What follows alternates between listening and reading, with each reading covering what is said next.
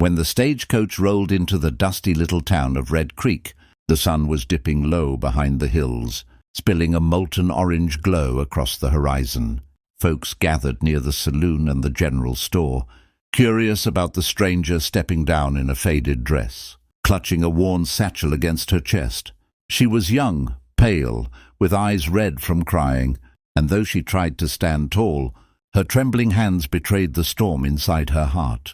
Her name was Clara, and she had crossed half the country with nothing but a promise scribbled in. Letters that had told her she might find a new life, maybe even love, in the arms of a rancher she had never met. But now, standing in the middle of this strange town, she felt more alone than ever. Whispers filled the air. "That's the mail-order bride. Poor thing. Wonder what he'll think of her." The cowboy everyone spoke of stepped forward, tall, broad-shouldered, with eyes the color of midnight and a calmness that seemed to silence the crowd. His name was Jacob McGraw, a man known for his hard work and quiet strength. He tipped his hat, studying the fragile figure before him. Clara tried to smile, but the tears kept spilling, her voice catching as she whispered, I'm sorry. I'm not what you expected. I'm not as pretty as I wrote. I can't cook the way I said. I don't know if I'll be a good wife at all." The crowd leaned in, waiting for the cowboy's judgment, but Jacob didn't rush. He looked at her not as a bargain made on paper, but as a soul standing broken in front of him. He stepped closer, his voice steady but gentle. "You don't have to pretend with me." The words hit her harder than a shout, for in them was no mockery, no anger, no disappointment, just truth. He reached out a calloused hand, not demanding, just offering. "Life's already tough enough out here without putting on masks. You are who you are, and that's enough." For a moment, silence hung over the street. Clara blinked through her tears, searching his face for any sign of cruelty, but found only sincerity. For the first time since she left her old life behind, she felt the faint spark of hope, and though she didn't know it yet, those words would be the beginning of something far greater than either of them had dared imagine. The first weeks at Jacob's ranch were a strange mixture of hardship and discovery.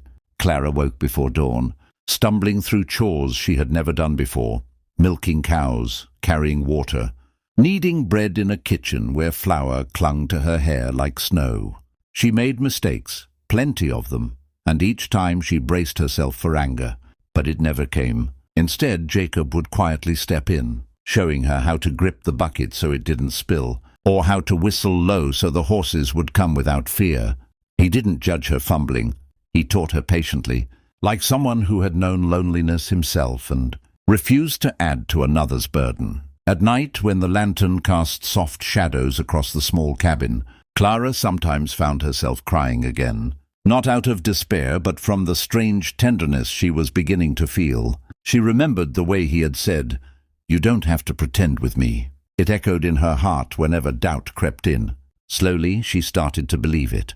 She began humming while she worked, letting her laughter slip out when Jacob told his rare, dry jokes. And one evening, when the prairie winds sang against the windows, she caught him looking at her, not as a duty, not as someone bought and paid for, but as a woman he cherished. "You're stronger than you think," he told her, and it wasn't flattery. It was faith. Those words stitched something inside her that had been torn for years.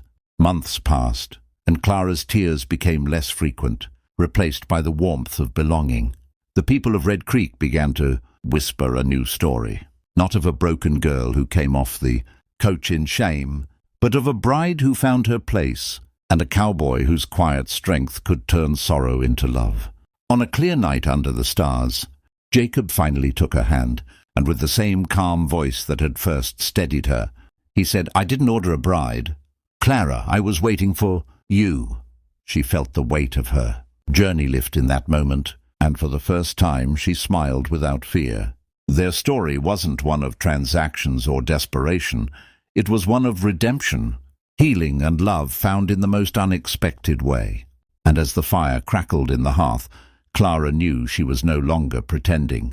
She was exactly where she was meant to be,